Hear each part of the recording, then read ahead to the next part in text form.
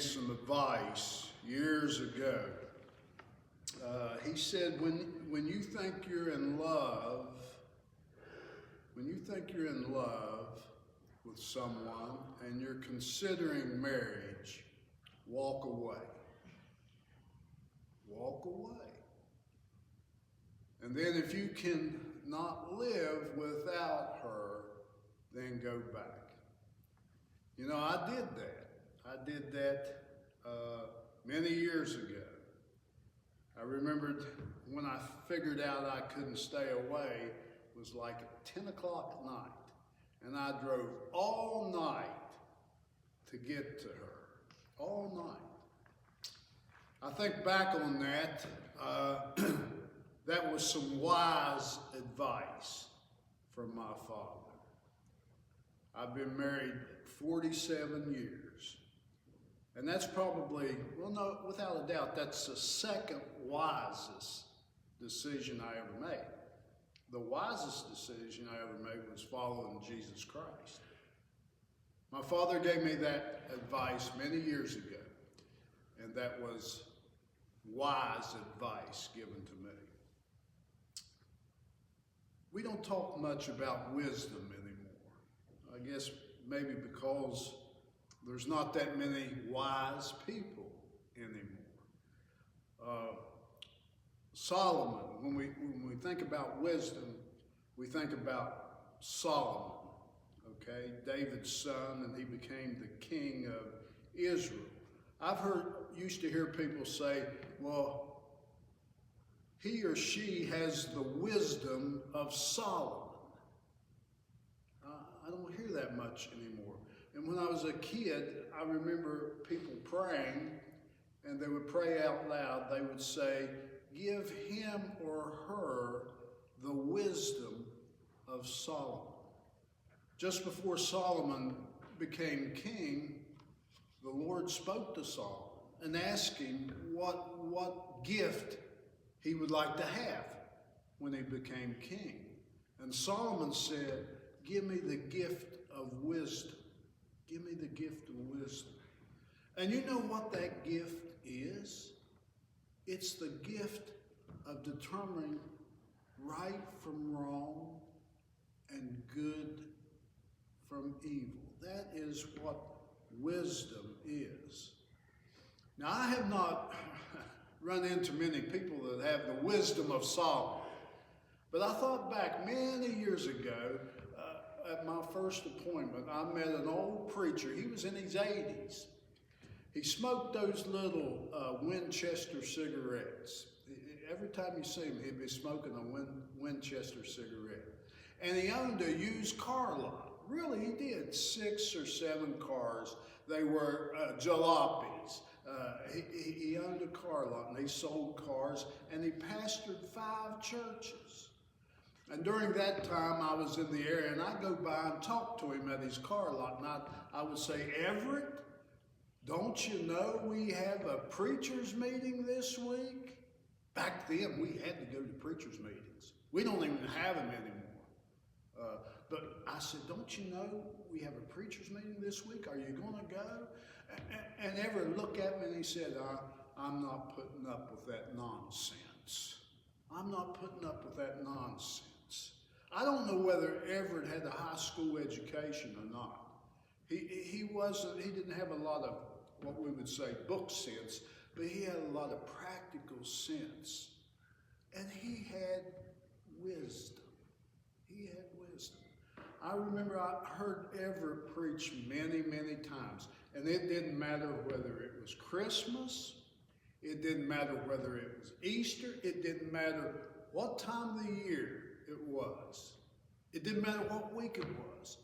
Every sermon I ever heard him preach, he brought up the same story. Talk about repeating stories.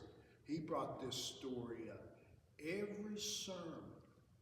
It was about, he called them the 3 Hebrew children. Shadrach, Meshach, and Abednego. He brought them up in every sermon.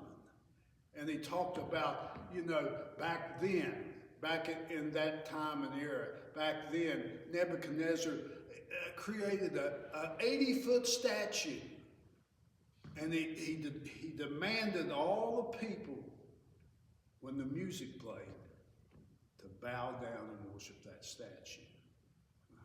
Of course, these 3 Hebrew children, as he called them, did not bow down and worship that statue. Now think about that. Think about that. The smart thing would be to bow down and worship that statue.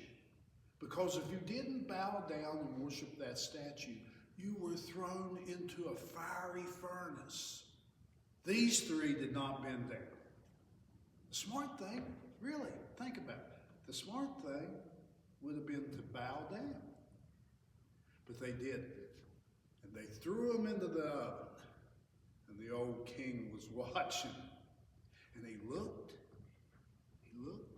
and the fire didn't consume him. And he looked, and there was another person in there with the likeness of the Lord. Oh, Everett would preach that sermon and he would get happy. He would get happy, and he would shout, and he would cry, and he would laugh. That is how he showed people Jesus. That is how he showed people Jesus. That story. That story. Sometimes smart things are not the wisest things to do. Sometimes smart things are not the wisest things to do. You have three other people. And in the community, they told the people, we're taking a trip. We're going to take a trip. There were 3 of them. We're going to take a trip. And what would the people ask? What would the friends and neighbors ask? Where are you going? Where are you going? Well, we don't know. We don't know where we're going. But we're taking a trip. And they walked outside and they said, you want to know where we're going? We are following that star. Following that star. What do you think the people they told said? Well, that's stupid. You're chasing a star. That's like finding the end of the rainbow. Well, we're going.